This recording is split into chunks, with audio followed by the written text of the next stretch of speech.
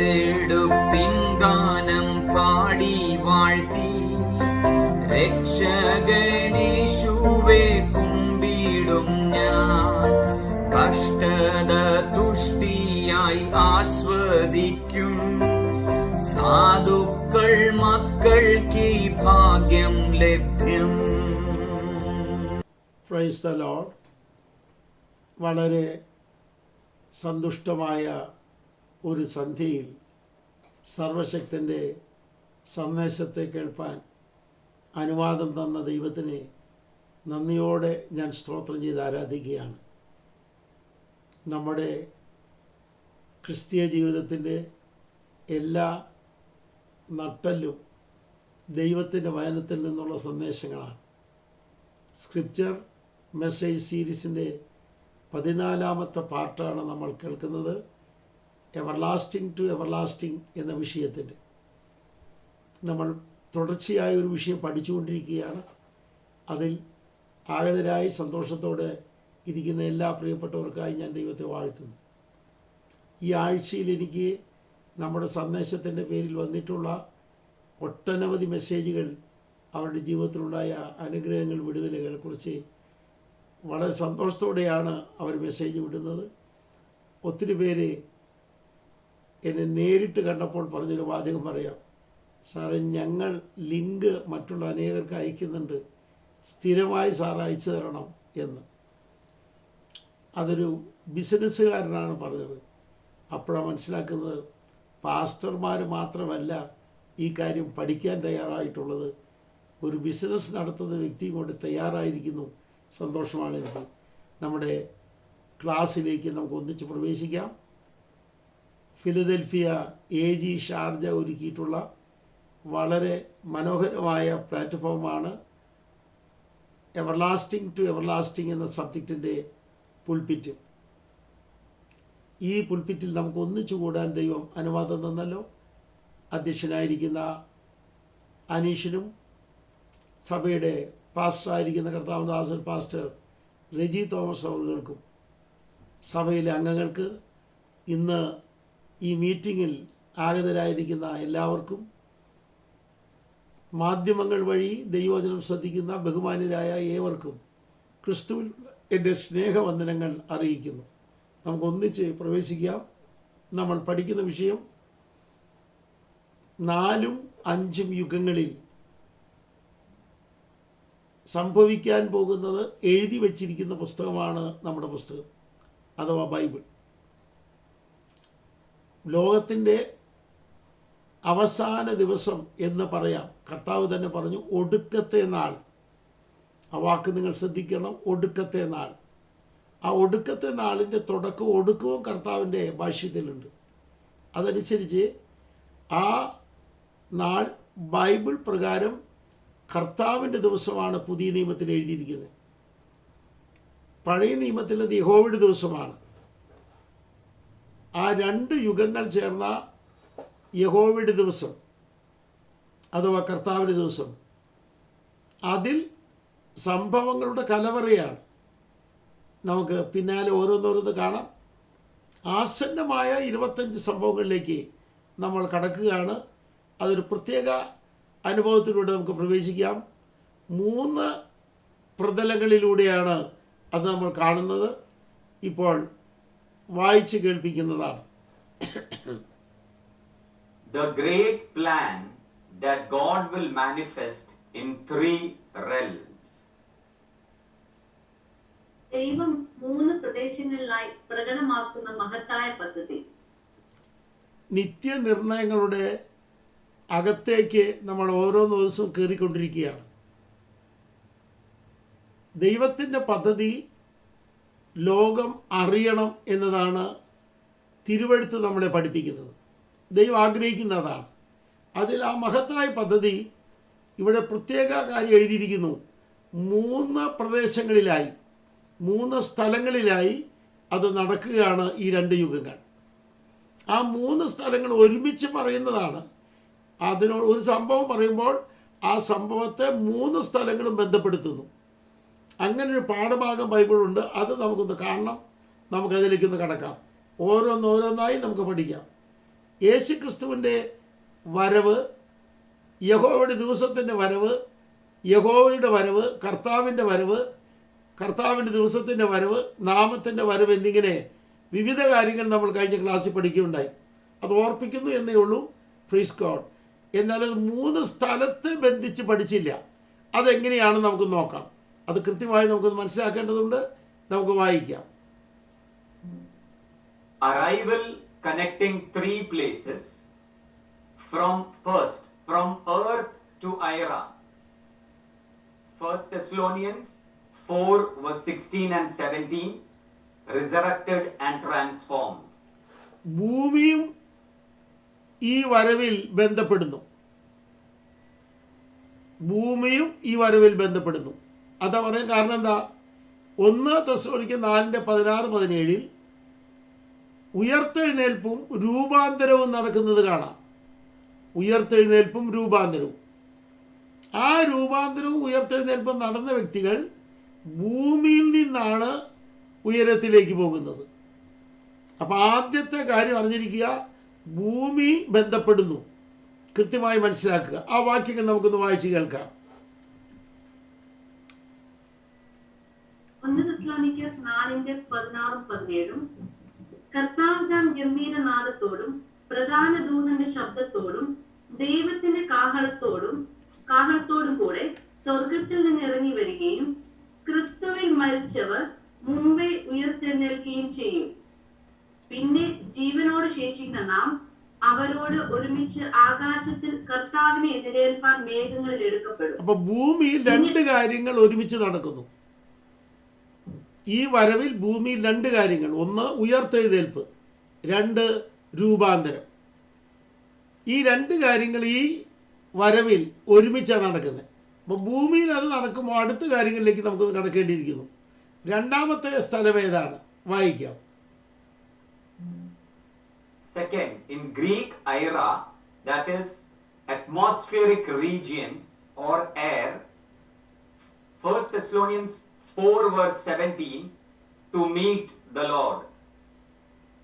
ആ വാചകം എല്ലാവരും ശ്രദ്ധിക്കണം എന്ന് ഓർപ്പിക്കുന്നു. നമ്മൾ കർത്താവിനെ എതിരേൽക്കുന്നത് എയർ എന്നാണ് എഴുതിയിരിക്കുന്നത് ആ വാക്യത്തിൽ. ഇംഗ്ലീഷിൽ എയർ എന്ന് എഴുതിയിരിക്കുന്ന സ്ഥലത്ത് ആകാശം എന്ന് കാണാം. പക്ഷെ അതിൻ്റെ ഗ്രീക്ക് അയേഴ എന്ന പദമാണ്. അന്തരീക്ഷ മേഖല എന്നർത്ഥമുള്ള അറ്റ്മോസ്ഫറിക് റീജിയൻ എന്ന ഇംഗ്ലീഷ് ശബ്ദമാണത്.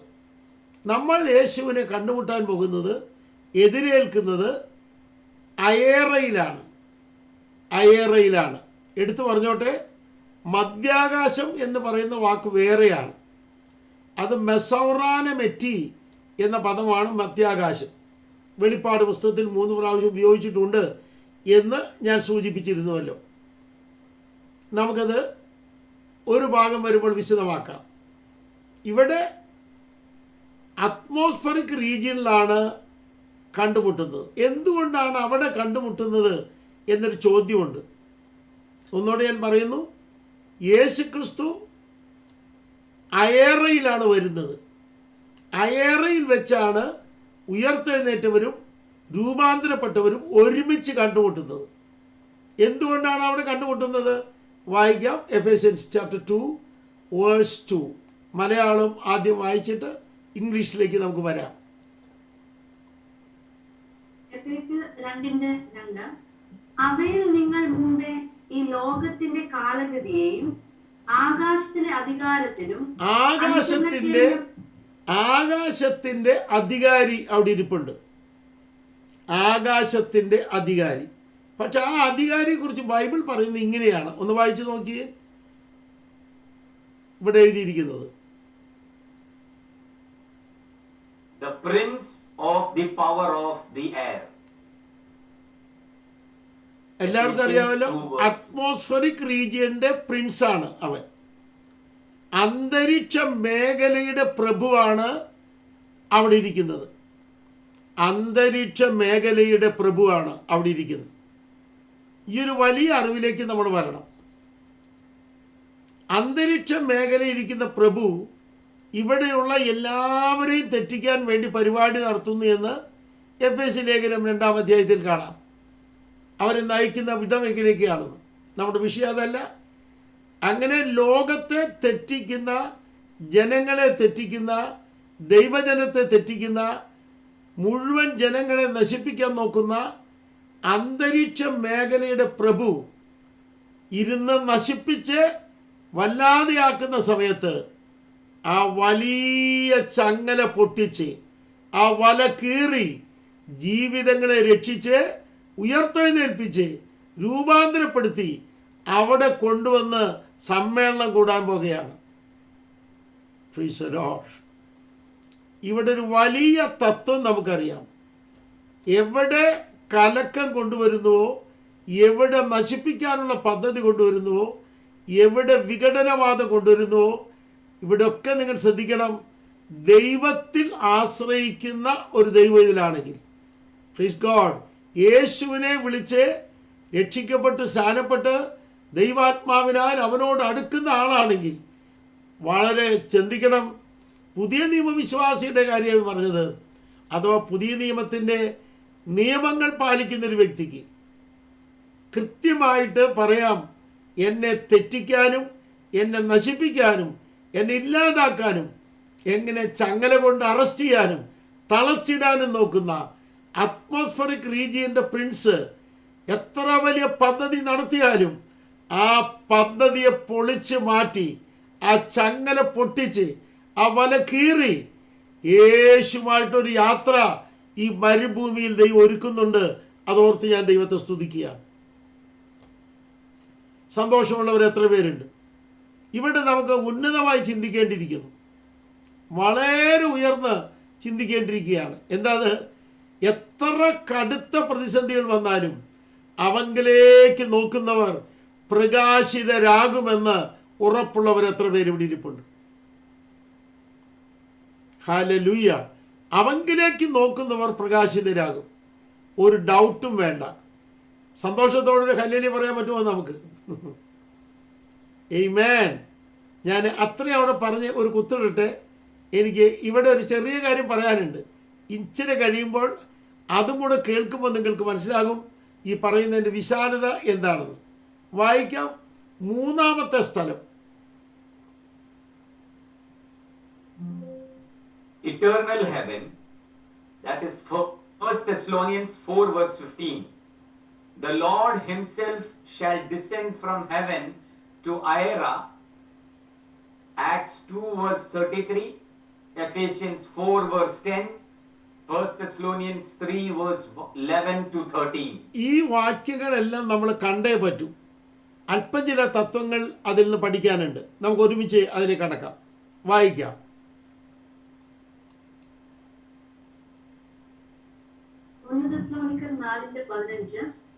കർത്താവിന്റെ പ്രത്യക്ഷത വരെ ജീവനോടെ ശേഷിക്കുന്നവരായ നാം നിദ്ര കൊണ്ടവർക്ക് മുമ്പാകെയില്ല എന്ന് ഞങ്ങൾ കർത്താവിന്റെ വചനത്താൽ നിങ്ങളോട് പറയുന്നു. അടുത്തത്.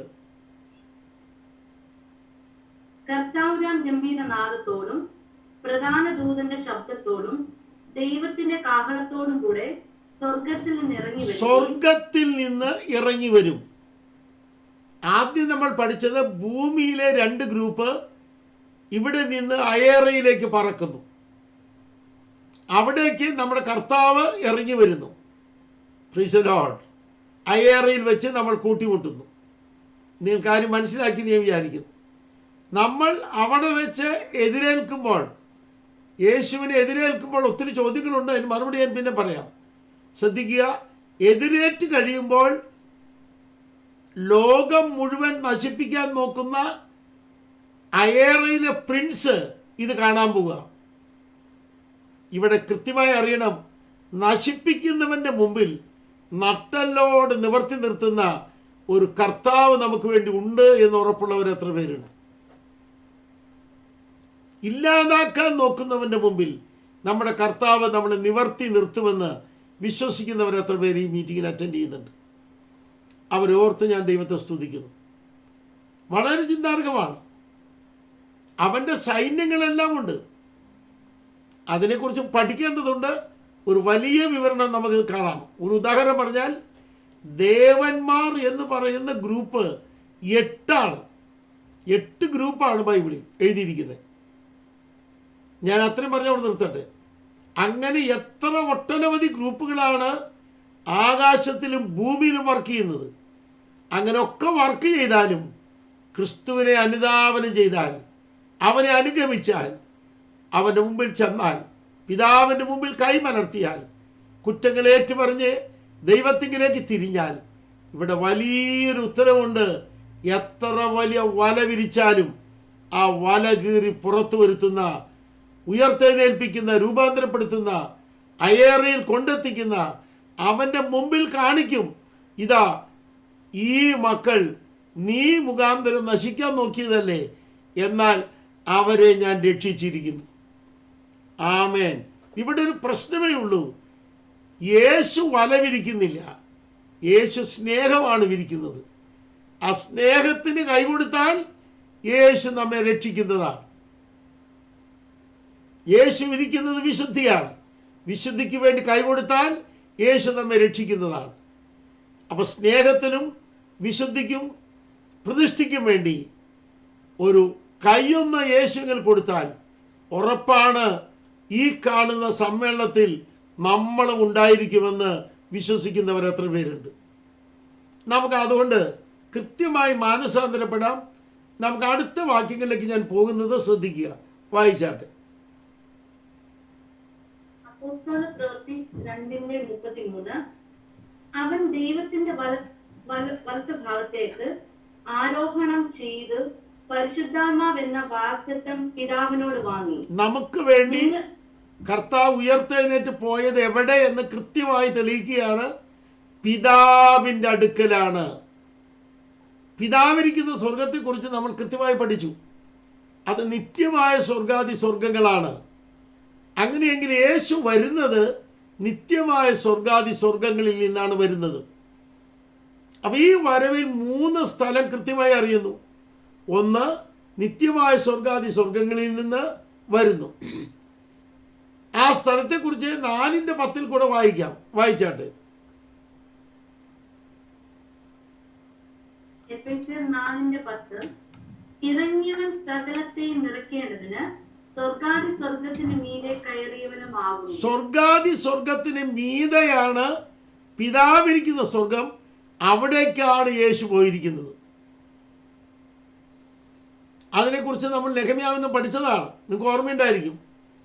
നിർമ്മിച്ച സ്വർഗങ്ങളെക്കുറിച്ച്, സ്വർഗങ്ങളും സ്വർഗാദി സ്വർഗങ്ങളും, അതിൻ്റെയും മീതെയാണ് നിത്യമായ സ്വർഗാദി സ്വർഗങ്ങൾ. അവിടെയാണ് പിതാവിരിക്കുന്നത്. അവിടെ നിന്നാണ് നമ്മെ സ്വീകരിക്കാൻ ഇറങ്ങി വരുന്നത്. വരുന്ന സ്ഥലം നമ്മൾ എതിരേൽക്കുന്നത് ആ ഏഴയിലാണ്, അറ്റ്മോസ്ഫറിക് റീജിയനിലാണ്. നിങ്ങൾ നോക്കിയേ, 3 സ്ഥലങ്ങൾ ബന്ധിച്ചാണ് ഈ വരവ് എന്നറിയുന്നവർ എത്ര പേരുണ്ട്? ഹല്ലേലൂയ. ഇത്രയും വലിയൊരു ബൃഹത്തായ പദ്ധതി നിയുക്തമായ മണവാട്ടിക്കായി ഒരുക്കിയത് ഒന്ന് കാണാതെ പോകാൻ പറ്റുമോ? ആമേൻ. വളരെ ശക്തമായൊരു ദൂതാണ് നമ്മൾ ആദ്യമായി മനസ്സിലാക്കേണ്ടത്. ഇവിടെ നമുക്ക് ചിന്തിക്കേണ്ട ഒരു കാര്യമുണ്ട്. വായിക്കാം. 1 തെസ്സലോനിക്കർ 3:11 മുതൽ 13 വരെ ശ്രദ്ധിച്ചു വായിക്കണം. 1 തെസ്സലോനിക്കർ 3:11 മുതൽ 13 വരെ. നമ്മുടെ ദൈവവും പിതാവുമായവനും നമ്മുടെ കർത്താവായ യേശുവും ഞങ്ങൾ നിങ്ങളുടെ അടുക്കൽ വരുവാൻ വഴി നിരത്തി തരുമാറാകട്ടെ. എന്നാൽ ഞങ്ങൾക്ക് നിങ്ങളോടുള്ള സ്നേഹം വർദ്ധിക്കുന്നത് പോലെ കർത്താവ് നിങ്ങൾക്ക് തമ്മിലും എല്ലാവരോടുമുള്ള സ്നേഹം വർദ്ധിപ്പിച്ച് കവിയുമാറാക്കുകയും ഇങ്ങനെ നമ്മുടെ കർത്താവായ യേശു തന്റെ സകല വിശുദ്ധന്മാരുമായി വരുന്ന പ്രത്യക്ഷതയിൽ നമ്മുടെ ദൈവവും പിതാവുമായവന്റെ മുമ്പാകെ വിശുദ്ധീകരണത്തിൽ അനന്യരായി വെളിപ്പെടുമണ്ണം നിങ്ങളുടെ ഹൃദയങ്ങളെ സ്ഥിരപ്പെടുത്തുകയും ചെയ്യുമാറാകട്ടെ. ഈ വരവിൽ എവിടെയാണ് നമ്മൾ ചെന്നെത്തുന്നത് എന്ന് പറയും മുമ്പ് എങ്ങനെയാണ് എന്ന് കൂടെ പറയാൻ ആഗ്രഹിക്കുകയാണ്. നമുക്ക് ആ വാക്യം ഒന്ന് ശ്രദ്ധിച്ചൊന്ന് വായിക്കാം. പ്ലീസ് എല്ലാവരും ശ്രദ്ധിച്ചോന്ന് എനിക്കറിയില്ല. എല്ലാവരും ആ വാക്യം ഒന്ന് വായിച്ച്. നമ്മുടെ ദൈവവും പിതാവുമായവനും നമ്മുടെ കർത്താവായ യേശുവും ഞങ്ങൾ നിങ്ങളുടെ അടുക്കൽ വരുവാൻ വഴി നിരത്തി തരുമാറാകട്ടെ. അടുത്തത്, എന്നാൽ ഞങ്ങൾക്ക് നിങ്ങളോടുള്ള സ്നേഹം വർദ്ധിക്കുന്നത് പോലെ യേശുവിൻ്റെ വരവിന് തൊട്ടു മുമ്പ് നടക്കുന്ന ഒരുപാട് കാര്യങ്ങൾ പഠിക്കാനുണ്ട്. അതിൽ നമ്മുടെ ജീവിതത്തിൽ വേണ്ടത് സ്നേഹം വർദ്ധിക്കുകയാണ് വേണ്ടത്. Praise the Lord. അപ്പൊ സ്നേഹം വർദ്ധിപ്പിക്കുന്നവർ ഓർത്തോളം അയേറയിൽ നിന്ന് കർത്താവ് വന്ന് അവരെയാണ് പിതാവിൻ്റെ അടുക്കൽ ചെല്ലാൻ താല്പര്യപ്പെടുന്നത്. ആ വാക്യം ഒന്നുകൂടെ നിർത്തി വായിക്കാം. താഴോട്ട് വായിച്ചോളൂ.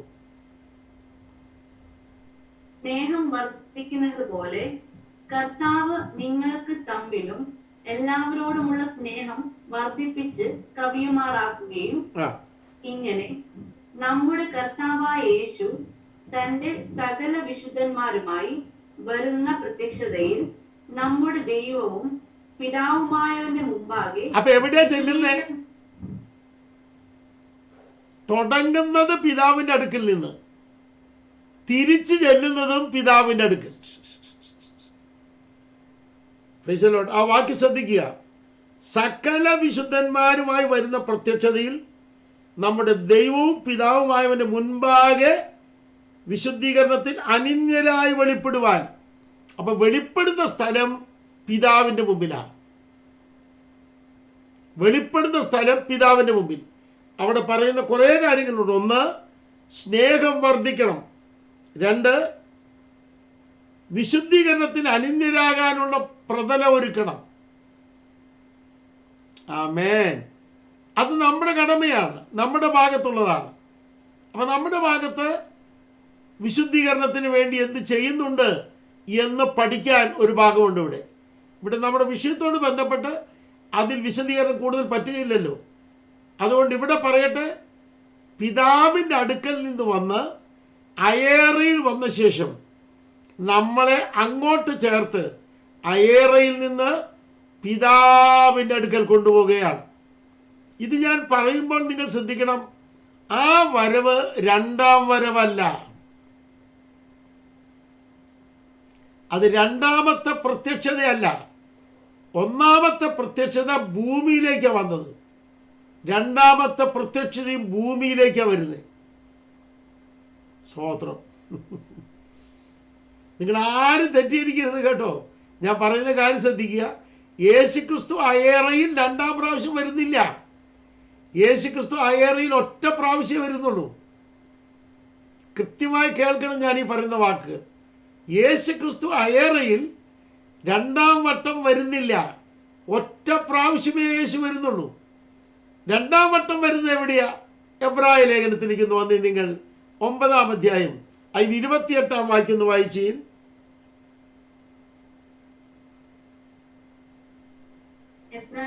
ലേഖനം 9:28. അങ്ങനെ തന്നെ ക്രിസ്തുവും അങ്ങനെ തന്നെ അനേകരുടെ പാപങ്ങളെ ചുമപ്പാൻ ഒരിക്കൽ അർപ്പിക്കപ്പെട്ട് തനിക്കായി കാത്തു നിൽക്കുന്നവരുടെ രക്ഷയ്ക്കായി അവൻ പാപം കൂടാതെ രണ്ടാമത് പ്രത്യക്ഷനാകും. ഈ വാക്യം നിങ്ങൾ എത്ര പേർ ശ്രദ്ധിച്ചു എന്ന് എനിക്കറിയില്ല. രണ്ടാമത് പ്രത്യക്ഷനാകുന്നത് എങ്ങനെ? ഒന്നാമത് പ്രത്യക്ഷനായത് പാപം ചുമന്നുകൊണ്ടാണ്. പാപം ചുമന്നുകൊണ്ടാണ്. യോഹന്നാന്റെ സുവിശേഷം 1-ാം അധ്യായം 29-36 വാക്യങ്ങളിലുണ്ട്. ഇതാ ലോകത്തിന്റെ പാപത്തെ ചുമക്കുന്ന ദൈവകുഞ്ഞാട്. ഇതാ ലോകത്തിന്റെ പാപത്തെ ചുമക്കുന്ന ദൈവകുഞ്ഞാട്. പാപം ചുമന്ന് പ്രത്യക്ഷപ്പെട്ടത് ഭൂമിയിലാണ്. രണ്ടാമതും അവിടെയാണ് വരാൻ പോകുന്നത്. അതാണ് രണ്ടാമത്തെ പ്രത്യക്ഷത. സ്തോത്രം. ഭൂമിയിൽ രണ്ടാമത് പ്രത്യക്ഷപ്പെടുകയാണ്. അയേറയിൽ രണ്ടാമത് പ്രത്യക്ഷപ്പെടുന്നില്ല. അയേറിൽ ഒറ്റ പ്രത്യക്ഷതയുള്ളൂ എന്ന കാര്യം അറിഞ്ഞിരിക്കണം. എല്ലാവരും അത് മനസ്സിലാക്കിയിട്ടില്ലെന്ന് എനിക്ക് തോന്നുന്നു. നിങ്ങളെല്ലാവരും ശ്രദ്ധിക്കുന്നത് കണ്ടപ്പോൾ എനിക്ക് മനസ്സിലായി. കുറെ കൂടെ ആഴം ഇതിനറിയേണ്ടതുണ്ട്. നമുക്ക് ആ വാക്യം ഒന്ന് ശ്രദ്ധിച്ചൊന്ന് വായിക്കാം. എല്ലാവരും 28 വാക്യത്തിലേക്ക് ഒന്ന് വരണേ എന്ന് പറയുന്നു. അതിന് ഇംഗ്ലീഷും കൂടെ നമുക്കൊന്ന് കേൾക്കാം. So Christ also, having been once offered to bear the sins of many, shall appear. To bear, ആ വാക്ക് എല്ലാവരും ശ്രദ്ധിക്കുക. To bear the sins of many shall appear a second time apart from sin. ഒന്നാമത് വന്നത് പാപങ്ങൾ ചുമന്നുകൊണ്ടാണ്. രണ്ടാമതിനി വരുന്നത് പാപങ്ങൾ ചുമന്നിട്ടല്ല, അത് ഭൂമിയിലേക്കാണ് വരുന്നേ. അതാണ് രണ്ടാമത്തെ പ്രത്യക്ഷത. Praise the Lord. ഇതിൻ്റെ വിശദാംശങ്ങൾ വലിയ യുദ്ധങ്ങൾ എന്ന വിഷയം വരുന്നുണ്ട്. രണ്ടാമത്തെ പ്രത്യക്ഷത യുദ്ധങ്ങളും ഇതിനകത്ത് ഗ്രീക്ക് വാക്കൊക്കെ അപ്പോൾ ഞാൻ വിശദമായി പഠിപ്പിച്ചു തരാം. നിങ്ങൾ കൃത്യമായി മനസ്സിലാക്കണം. അങ്ങനെയെങ്കിൽ കർത്താവിൻ്റെ അയേറയിലെ വരവ് ഒരൊറ്റ തവണയേ ഉള്ളൂ, അത് 2 തവണ ഇല്ല എന്നറിഞ്ഞാൽ എത്ര പേർക്ക് മനസ്സിലാകും? ഹല്ലേലൂയ. ഈ കാര്യം എല്ലാവരും അറിഞ്ഞിരിക്കണം. നിങ്ങളെല്ലാവരും വളരെ ശ്രദ്ധിച്ച് നോക്കുന്നുണ്ട്. കാരണം ഇന്ന് വരെ കേട്ട രീതിയിലല്ല ഇന്ന് കേൾക്കുന്നത്. അതുകൊണ്ടായിരിക്കാം നിങ്ങളുടെ ശ്രദ്ധ കൂടുതലുള്ളത്. അതെനിക്ക് സന്തോഷമായി. ഒന്നുകൂടെ എടുത്തു പറയുകയാണ്, 1 തെസ്സലോനിക്കർ 4-ാം അധ്യായത്തിൽ എന്താണ് എഴുതി വച്ചിരിക്കുന്നത് എന്ന കാര്യം ഒന്ന് ഗ്രഹിക്കണം. നമുക്ക് വായിക്കാം. Praise the Lord. അതിലേക്ക് നമ്മൾ കടക്കുകയാണ്. ഇവിടെ 3 ഇടങ്ങൾ ഈ വരവിൽ കൃത്യമായി കാണാം. ഒന്ന്, ആ പ്രതലങ്ങൾ ശ്രദ്ധിച്ച്, ഭൂമിയിൽ നിന്ന്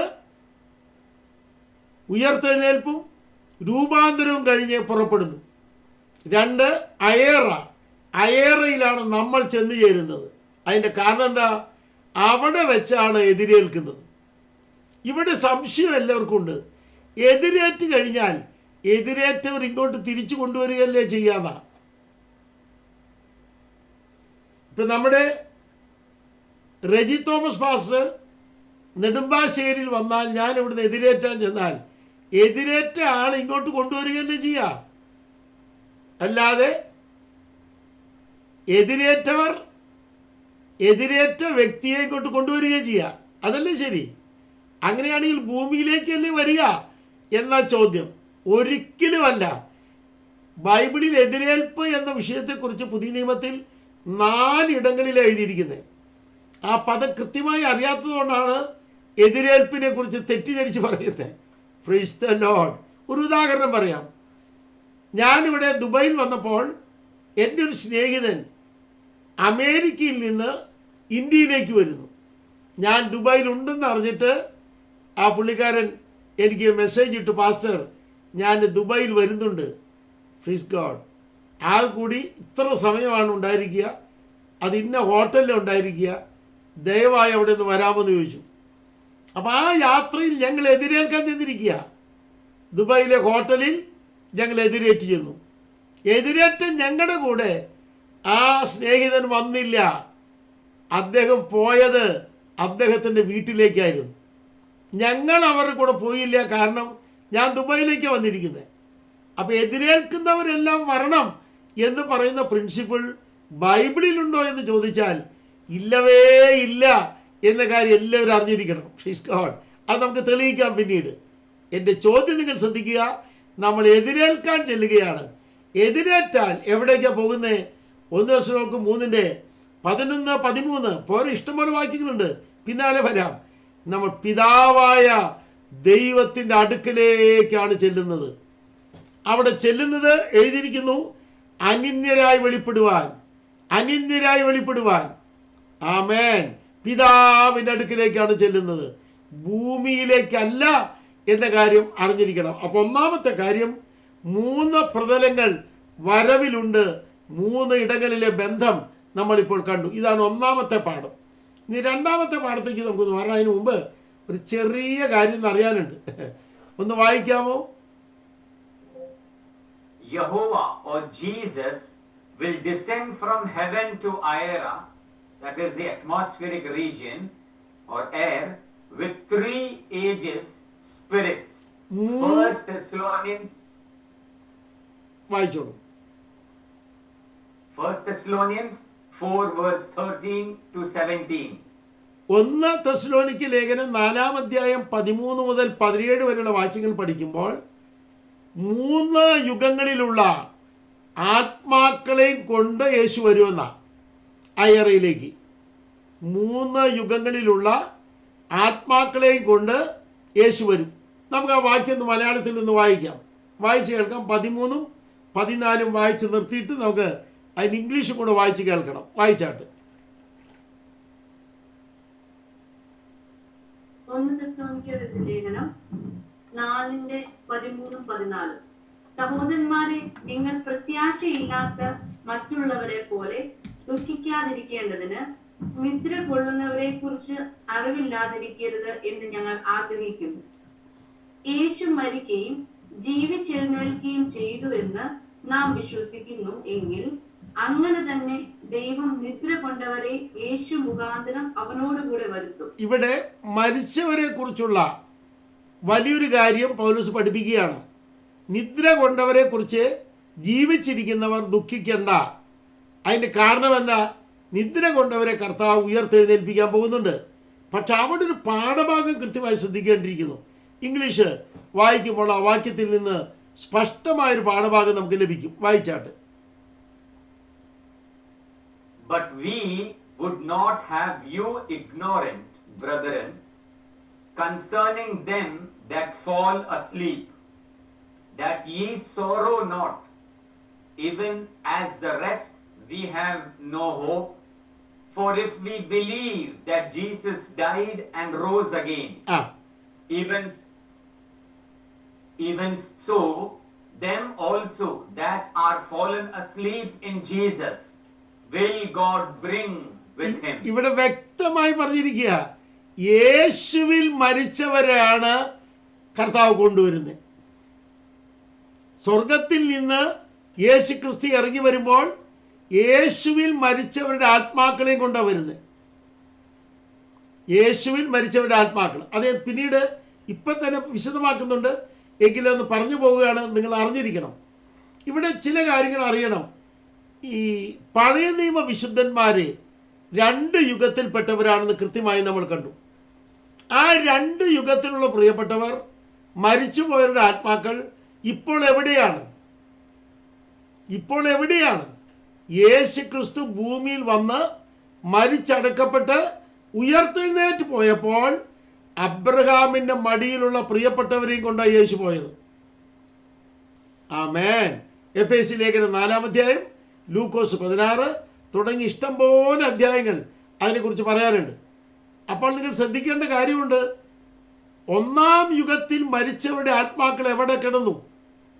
സ്പഷ്ടമായി എഴുതിയിരിക്കുകയാണ്. അധമ പാതാളത്തിൽ നിന്ന് വിടുവിച്ച് അബ്രഹാമിന്റെ മടിയിലേക്കാണ് എത്തിച്ചിരിക്കുന്നത്. ഇഷ്ടം പോലെ വാക്യങ്ങളാണ് ഞാൻ ഓർമ്മയിൽ വരുന്നത്. പക്ഷെ കുറിപ്പ് നിങ്ങളുടെ അകത്തുനിന്ന് കയറണം. 1-ാം യുഗത്തിലുള്ളവരെ അധമ പാതാളത്തിൽ നിന്ന് വിടുവിച്ച്, 2-ാം യുഗത്തിലുള്ളവരെ അധമ പാതാളത്തിൽ നിന്ന് വിടുവിച്ച് അബ്രഹാമിന്റെ മടിയിൽ ഇരുത്തിയിരിക്കുകയാണ്. അതാണ് അവർക്ക് ലഭിച്ചിരിക്കുന്ന വിടുതൽ. 5 മുറികളാണ് പാതാളത്തിനുള്ളത്. ഈ 5 മുറികളെ കുറിച്ച് കൃത്യമായി ബൈബിൾ എഴുതിയിട്ടുണ്ട്. അതിൽ ലൂക്കോസ് സുവിശേഷത്തിൽ മാത്രം 3 മുറികളാണ്. അബ്രഹാമിന്റെ മടി, പിളർപ്പ്, യാതനാസ്ഥലം. യാതനാസ്ഥലത്ത് നിന്നാണ് അബ്രഹാമിന്റെ മടിയിലേക്ക് 1-ഉം 2-ഉം യുഗങ്ങളിലുള്ളവരെ വിടുവിച്ചു കൊണ്ടുവന്നിരിക്കുന്നത്. അബ്രഹാമിന്റെ മടിയിലുള്ളവരെ യേശു ക്രിസ്തു ഉയർത്തെഴുന്നേറ്റ് വന്നപ്പോൾ കർത്താവ് എന്ത് ചെയ്തു?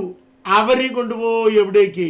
നേരെ കർത്താവിന്റെ അടുക്കൽ, പിതാവിന്റെ അടുക്കൽ, ഉയരത്തിൽ. ഇവിടെ അറിഞ്ഞിരിക്കേണ്ട ഏറ്റവും വലിയ കാര്യം എഫേസ്യ ലേഖനം 4-ാം അധ്യായം 7 മുതലുള്ള വാക്യങ്ങളാണ്. വായിക്കാം നമുക്ക്. 4-ാം അധ്യായം 7 മുതലുള്ള വാക്യങ്ങൾ വായിച്ചാട്ട്. എഫേസ്യ ലേഖനം 4:7 മുതൽ. എന്നാൽ നമ്മിൽ ഓരോരുത്തന് ക്രിസ്തുവിന്റെ ദാനത്തിന്റെ അളവിനൊത്തവണ്ണം കൃപ ലഭിച്ചിരിക്കുന്നു. അതുകൊണ്ട് അവൻ ബദ്ധന്മാരെ പിടിച്ചുകൊണ്ടുപോയി ഉയരത്തിൽ കയറി മനുഷ്യർക്ക് ദാനങ്ങളെ കൊടുത്തു എന്ന് പറയുന്നു. ഒരു ഹല്ലേലൂയ പറയാം നമുക്ക്. അവൻ ബദ്ധന്മാരെ പിടിച്ചുകൊണ്ടുപോയി.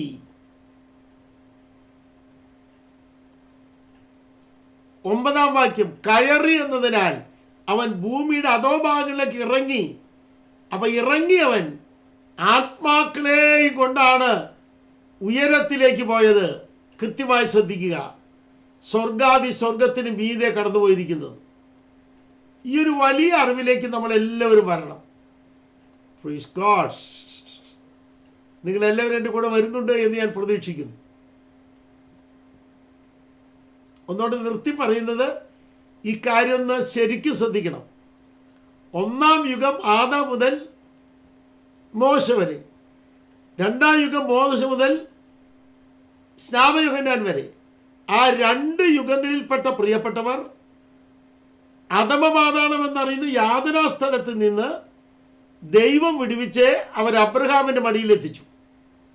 അബ്രഹാമിൻ്റെ മടിയിലിരിക്കുന്നവർ യേശുക്രിസ്തു പിതാവിൻ്റെ അടുക്കിലേക്ക് പോയപ്പോൾ അവരെയും കൊണ്ടാണ് കർത്താവ് പോയിരിക്കുന്നത്. പക്ഷെ അത് ഉയർത്തെഴുന്നേൽപ്പിച്ചിട്ടല്ല പോയത്, അവരുടെ ആത്മാക്കളെയും കൊണ്ടാണ് പോയത്. അവരുടെ ആത്മാക്കളെയും കൊണ്ട്. ഇനി 1 ദിവസത്തിലേക്ക് വരും നമ്മുടെ വിഷയത്തിലേക്ക്. അവിടെ വരുമ്പോഴാണ് കാര്യം മനസ്സിലാക്കാൻ കഴിയുക. 1 ദിവസത്തിലേക്ക് 4:13 മുതൽ 17 വരെയുള്ള വാക്യങ്ങൾ വായിക്കുമ്പോൾ ഒരു വിശദാംശം നമുക്ക് അവിടെ കിട്ടും. വായിച്ചാട്ടെ ജീന.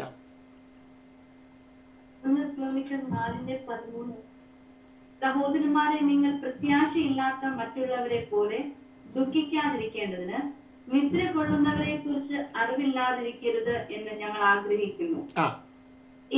യേശു മരിക്കുകയും ജീവിച്ചെഴുന്നേൽക്കുകയും ചെയ്തുവെന്ന് നാം വിശ്വസിക്കുന്നുവെങ്കിൽ അങ്ങനെ തന്നെ ദൈവം നിദ്ര കൊണ്ടവരെ യേശു മുഖാന്തരം അവരോടുകൂടെ വരുത്തും. ഈ കാര്യം പറയുമ്പോൾ ചോദിക്കുക, പഴയ നിയമത്തിലെ വിശുദ്ധന്മാർക്ക് എന്താണ് പറയാനുള്ളത്? രക്ഷ സംബന്ധിച്ച് എന്താണ് അവർക്ക് പറയാനുള്ളത്? അവരോട് ബന്ധപ്പെട്ട് ബൈബിൾ എന്ത് പറയുന്നു? നമുക്ക് എടുക്കാം. യോഹന്നാന്റെ സുവിശേഷം 1-ാം അധ്യായം 9 മുതൽ 11 വരെ വായിക്കാം. അവർ യേശുവിൽ മരിച്ചവരാണോ? യേശുവായിട്ട് വല്ല ബന്ധം ഉണ്ടായിരുന്നോ പഴയ നിയമത്തിൽ? അത് സംബന്ധിച്ച് ചില അറിവുകൾ ഉണ്ടാകണം. വായിക്കാം. യോഹന്നാന്റെ സുവിശേഷം 1:9 മുതൽ 11 വരെ. ഏത് മനുഷ്യനെയും പ്രകാശിപ്പിക്കുന്ന സത്യ വെളിച്ചം ലോകത്തിലേക്ക് വന്നുകൊണ്ടേയിരുന്നു.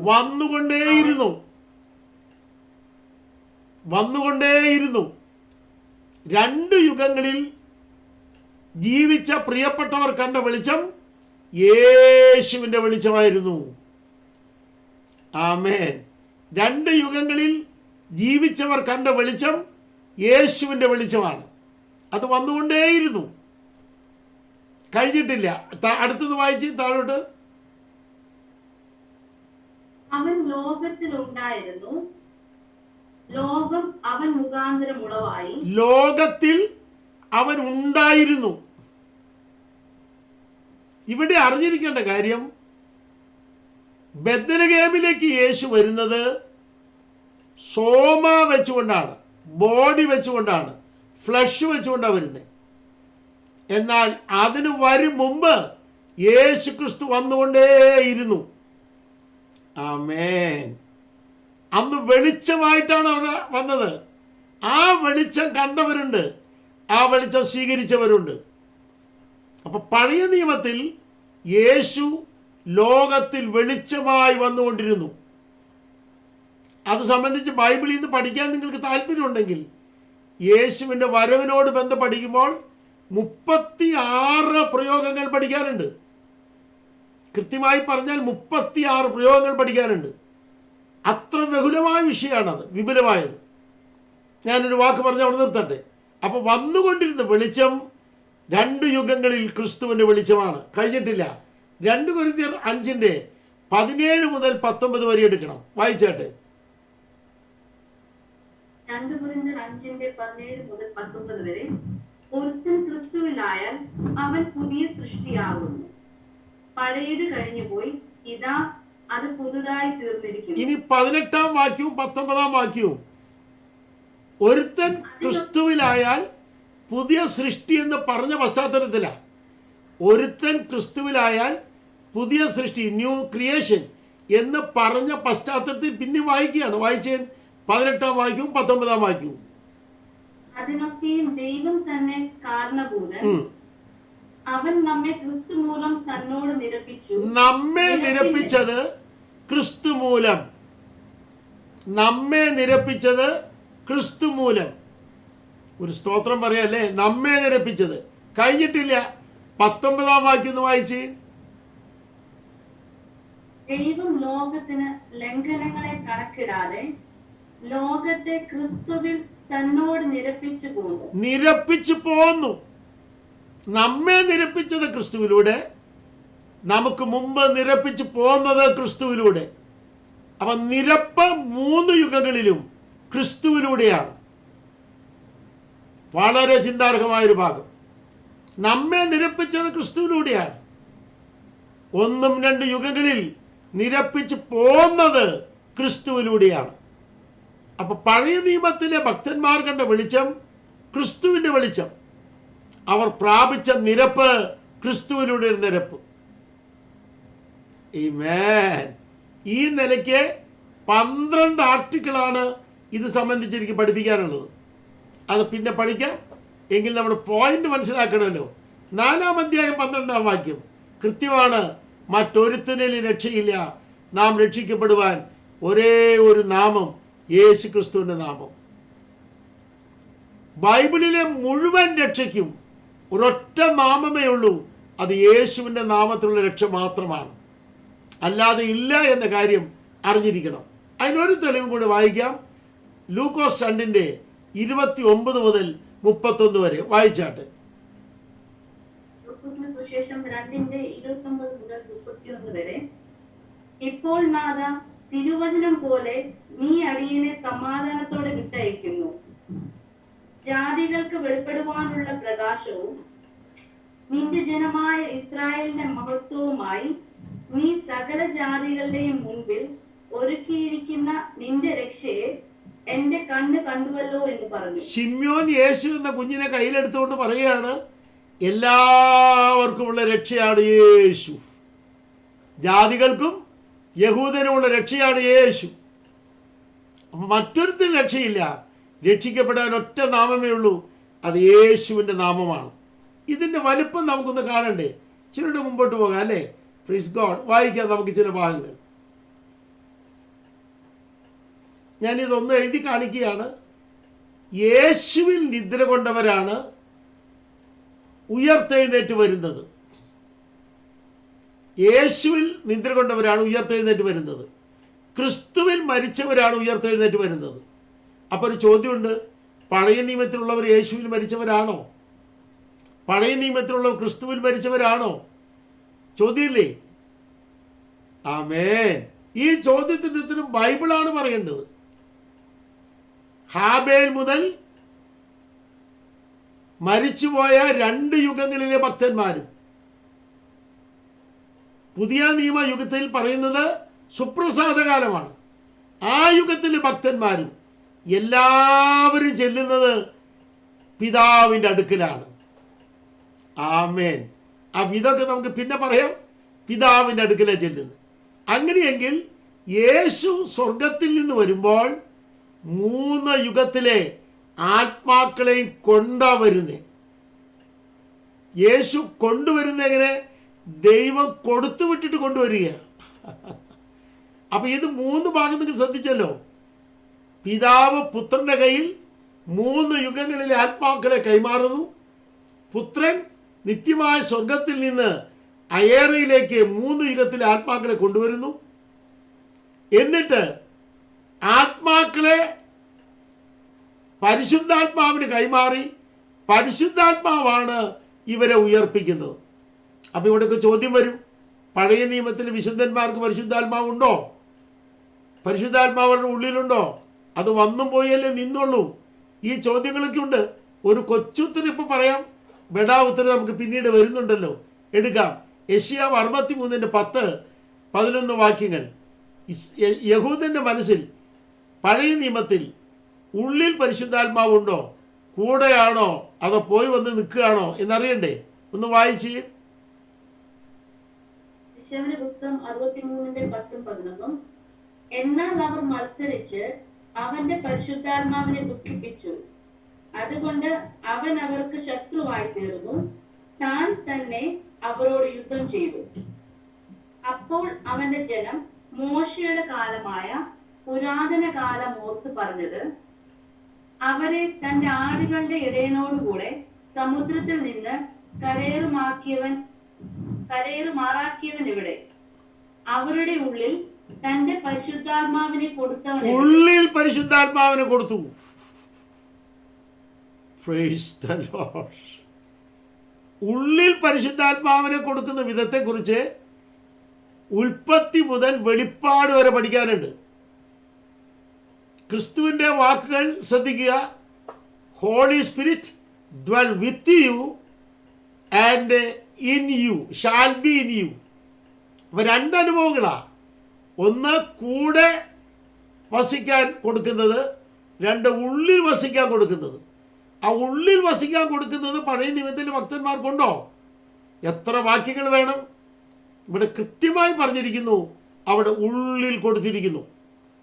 പരിശുദ്ധാത്മാവിനെ കൂടാതെ ഒരൊറ്റ ആൾക്ക് ഉയർത്തെഴുന്നേൽപ്പില്ല. അപ്പം നമ്മുടെ വിഷയത്തിലേക്ക് വരാം. ഇവിടെ യേശുവിൽ മരിച്ചവർ എന്ന വാക്കാണ് ഏറ്റവും വലിയ വിഷയം. നമുക്കതിനെക്കുറിച്ച് നോക്കണ്ടേ? ഒന്ന് വായിക്കണം അല്ലേ? ഇവിടെ നമുക്ക് അതോടൊപ്പം ഒരു കാര്യം കൂടെ പഠിച്ചു പോകാം. ഒന്ന് വായിച്ചേ മോളെ ഈ വാക്യങ്ങൾ.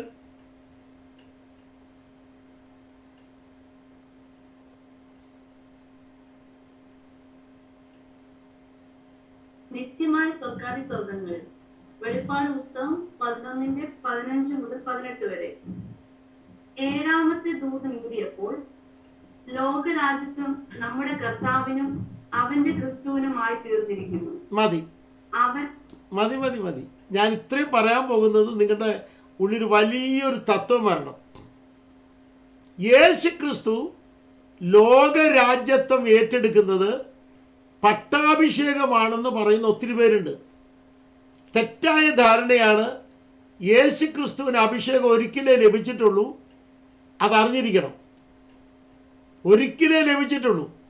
അത് സ്നാപക യോഹന്നാന്റെ കൈക്കീഴിൽ യോർദാന്റെ വെള്ളത്തിൽ ഇറങ്ങി മുങ്ങുന്ന സമയത്ത് പരിശുദ്ധാത്മാവിനെ പിതാവ് അയച്ചു, അഭിഷേകം നൽകിയെന്ന് കൃത്യമായി എഴുതിയിരിക്കുന്നു. അതല്ലാതെ ഇനിയൊരു പട്ടാഭിഷേകം ബൈബിളിലില്ല. പിന്നെ എന്താ ഇവിടെയുള്ളത്? ഇവിടെയുള്ളത് കേൾക്കുക. സ്വർഗത്തിൽ പിതാവിൻ്റെ അടുക്കൽ വെച്ച് ലോകരാജ്യങ്ങളുടെ ആധിപത്യം ഏറ്റെടുക്കുകയാണ്. ആമേൻ. ആധിപത്യം ഏറ്റെടുക്കുകയാണ്. നമ്മുടെ വിഷയം ശ്രദ്ധിക്കുക. 3 സ്ഥലങ്ങൾ ഒരുമിച്ച് ബന്ധപ്പെടുന്ന പല ഭാഗങ്ങൾ കാണാൻ കഴിയും. അതിലൊന്നാണിത്. 3 സ്ഥലങ്ങൾ ബന്ധപ്പെടുന്ന കാര്യങ്ങൾ. ഒന്ന്, പ്രൈസ് ഗോഡ്, എന്താ ഇത്? പിതാവിൻ്റെ അടുക്കൽ വെച്ച് the kingdoms of this world. ആ വാക്യം ഇംഗ്ലീഷിൽ വായിച്ചാൽ ഒരിച്ചിനോട് എളുപ്പമായിരിക്കും. 15-ാം വാക്യം. And the seventh angel sounded, and there followed great voices in heaven, and they said, the kingdom of the world is become the kingdom of our Lord and of his Christ. ഒരു hallelujah പറയാൻ എത്ര പേർക്ക് പറ്റും? ഇവിടെയൊക്കെ നമുക്ക് ഒത്തിരി കാര്യങ്ങൾ പഠിക്കണ്ടേ? ആ സ്വർഗത്തിലും ഭൂമിയിലുമുള്ള സകല അധികാരവും നൽകി എന്ന് പറഞ്ഞ ക്രിസ്തു ഇവിടുന്ന് ഉയർത്തെഴുന്നേറ്റ് പോയ ശേഷം വെളിപ്പാട് പുസ്തകം കൊടുത്തു. വെളിപ്പാട് പുസ്തകം കൊടുത്തപ്പോൾ പറയുകയാണ്, 7ാമത്തെ ദൂതൻ ഊതുമ്പോഴാണ് സ്വർഗത്തിൽ വെച്ച് ഭൂമിയിലെ എല്ലാ രാജ്യങ്ങളെയും അതിൻ്റെ ആധിപത്യത്തെയും കർത്താവ് പിതാവ് പകരുന്നത്. ഇതൊക്കെ പഠിച്ചു കഴിയുമ്പോൾ നമുക്ക് എന്ത് എളുപ്പമാണെന്നറിയാമോ?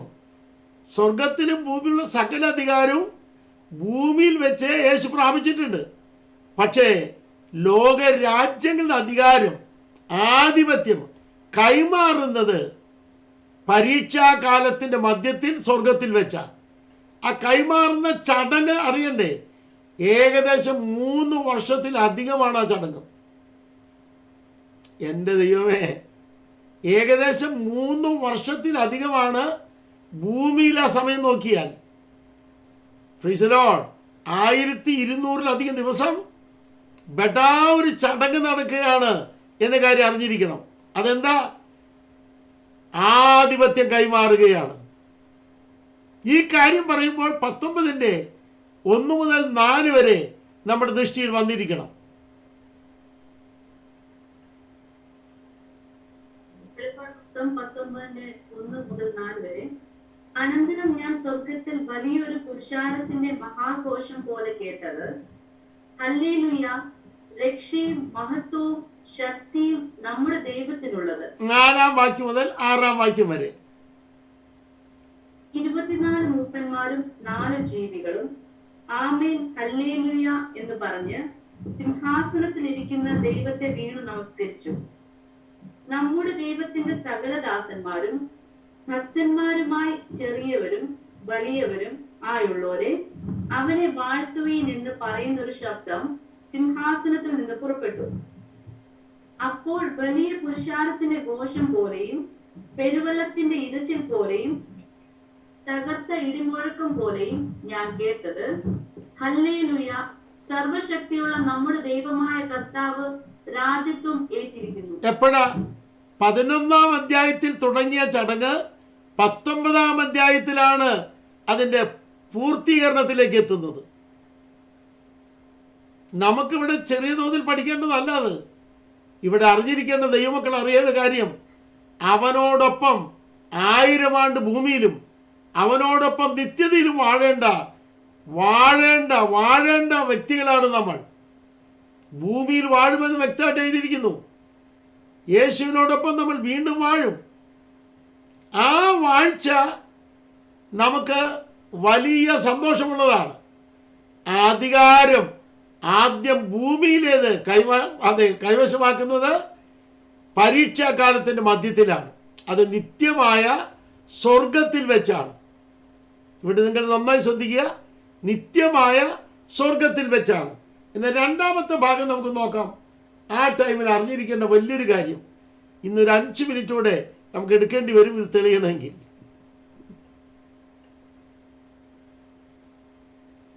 വായിച്ചാട്ടെ, 12-ാം അധ്യായം 7 മുതൽ 10 വരെ. അതിൻ്റെ ഇംഗ്ലീഷ് വായിച്ചിട്ട്.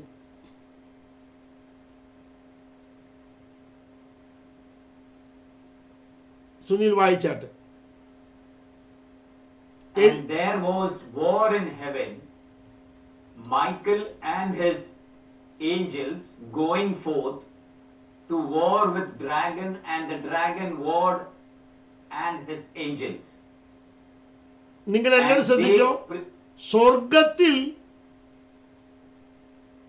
പിശാചിന്റെ ദൂതന്മാരും മീഖായേലും പാർട്ടികളും തമ്മിൽ യുദ്ധം ഉണ്ടായത്രേ സ്വർഗത്തിൽ.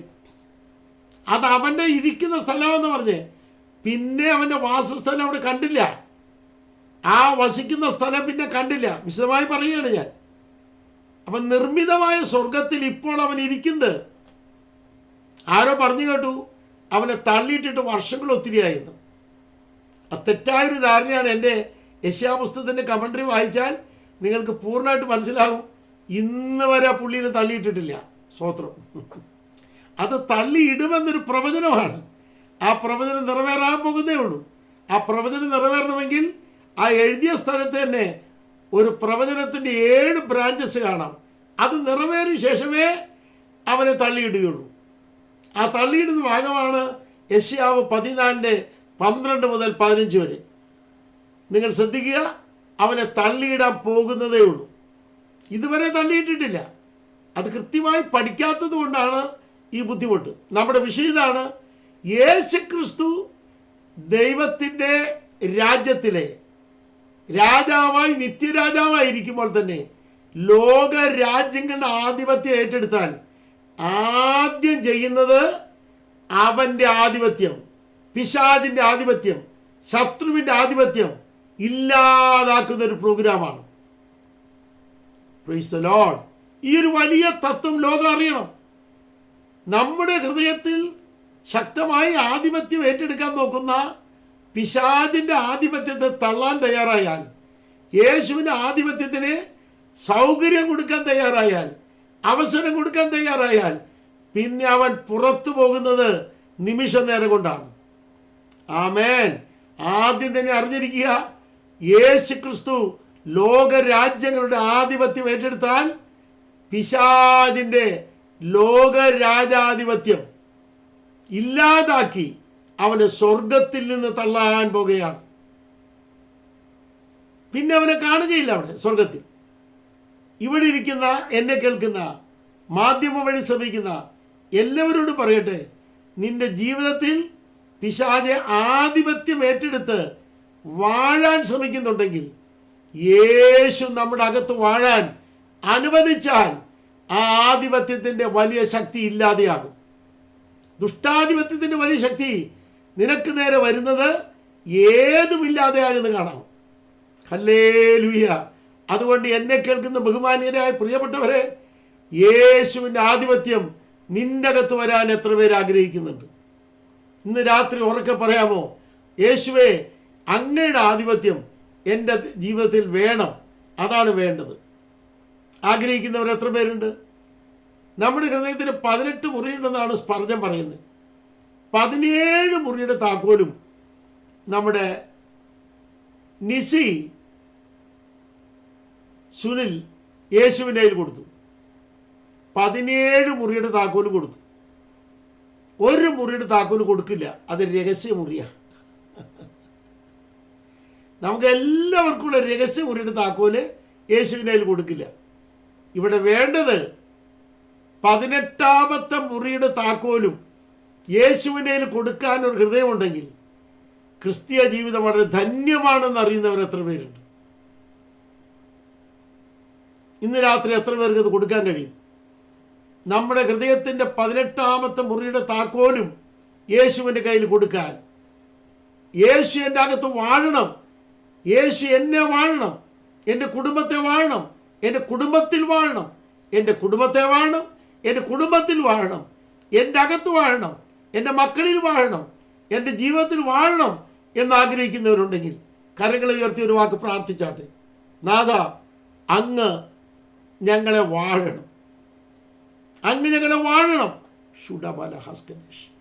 ഇവിടെ രണ്ടാമത്തെ പ്രതലം പറയുകയാണ്, നിത്യമായ സ്വർഗാദി സ്വർഗങ്ങളിൽ വെച്ച് പുത്രൻ ലോകരാജ്യങ്ങളുടെ ആധിപത്യം ഏറ്റെടുത്താൽ നിർമ്മിത സ്വർഗത്തിൽ നിന്ന് ദുഷ്ടന്റെ ആധിപത്യം ഇല്ലാതാക്കുന്ന പദ്ധതിയാണ് അവിടെ നമ്മൾ കാണുന്നത്. ഈ വലിയൊരു പ്രോഗ്രാം ദൈവം നമുക്ക് വേണ്ടി ചെയ്യും എന്ന് വിശ്വസിക്കുന്നവർ എത്ര പേരുണ്ട്? നല്ലൊരു ഹല്ലേലൂയ ഉറക്കെ പറയാം. നമുക്ക് ശക്തമായൊരു ഹല്ലേലൂയ ഒരുമിച്ച് പറയാം. നമുക്ക് എത്ര വലിയ പദ്ധതിയാണ് നമ്മളിപ്പോൾ കണ്ടത്. 4-ാം യുഗത്തിലെ 3 ഭാഗങ്ങൾ ഒരുമിച്ചാണ് പഠിക്കേണ്ടത്. ഞാനിവിടെ കാണിക്കാം. ഇനി സമുദ്രത്തിൽ, ഭൂമിയിൽ എന്ത് ചെയ്യും എന്ന വാക്യങ്ങൾ ഞാനിവിടെ കാണിച്ചിട്ടുണ്ട്. അടുത്ത ക്ലാസ്സിൽ വിശദമായി പറയാം. ഈ വാക്യങ്ങളെക്കുറിച്ചുള്ള കാര്യങ്ങൾ വിശദമായി നമുക്ക് പഠിക്കാം. നമ്മൾ ഇതുവരെ കണ്ടത് കൃത്യമായി മനസ്സിലാക്കി. 4-ാം യുഗം 5-ാം യുഗം ചേർന്ന യഹോവയുടെ ദിവസത്തിലാണ് നമ്മളായിരിക്കുന്നത്. പഠനത്തിൽ ഇപ്പോൾ ചെന്നെത്തിയിട്ടില്ല. അതിലേക്ക് പ്രവേശിക്കും മുമ്പ് നമ്മൾ അറിഞ്ഞിരിക്കേണ്ട കുറേ കാര്യങ്ങളുണ്ട്. അതിൻ്റെ സംഭവമാണ് ഞാൻ പറഞ്ഞത്. യേശു വരാറായി എന്നുറപ്പുള്ളവർ എത്ര പേരുണ്ട്? യേശു വരാറായി. അവൻ്റെ വരവെങ്കിൽ എന്തൊക്കെ വരും? യഹോവയുടെ ദിവസം വരും, കോപത്തിൻ്റെ ആയുധങ്ങൾ വരും, നാമം വരും, യേശു ക്രിസ്തു വരും. എവിടെ വരെ? അയേറ വരെ വരും. അയേറയിൽ വന്നു കഴിഞ്ഞാൽ ഇവിടെ യഹോവയുടെ ദിവസം തുടരും. യഹോവയുടെ കോപത്തിൻ്റെ ആയുധങ്ങൾ ഇവിടെ തുടരും. യഹോവയുടെ നാമത്തിൻ്റെ ശക്തമായ പ്രോഗ്രാം ഇവിടെ തുടരും. പക്ഷേ തൻ്റെ നിയുക്ത മണവാട്ടി ആ സമയത്ത് ഇവിടെ കാണുകയില്ല എന്നുറപ്പുള്ളവർ എത്ര പേരുണ്ട്? തെളിവുകൾ നമുക്ക് പിന്നീട് പഠിക്കാം. നിയുക്ത മണവാട്ടി ഇവിടെ കാണുകയില്ല. അന്ന് നമ്മൾ അയറിലേക്ക് എടുക്കപ്പെടുകയാണ്. ആ യാത്രയ്ക്കായിട്ട് ഒരുങ്ങിയിട്ടുള്ളവർ എത്ര പേരുണ്ട് ഈ ക്ലാസ്സിൽ? Praise God. എത്ര പേര് ഒരുങ്ങിയിട്ടുണ്ട്? ഒരുങ്ങിയിട്ടുള്ളവരെ ഓർത്ത് സന്തോഷിക്കുന്നു. മൈക്ക് ഞാൻ അധ്യക്ഷനെ കൈമാറുന്നു. ദൈവം നമ്മളെ എല്ലാവരെയും അനുഗ്രഹിക്കട്ടെ. ഈ ക്ലാസ് നമുക്ക് ഏവർക്കും ഇത്രത്തോളം അനുഗ്രഹമാക്കിയ ദൈവത്തെ സ്തുതിച്ചുകൊണ്ട് വാക്ക് കുത്തിടുന്നു. God bless U.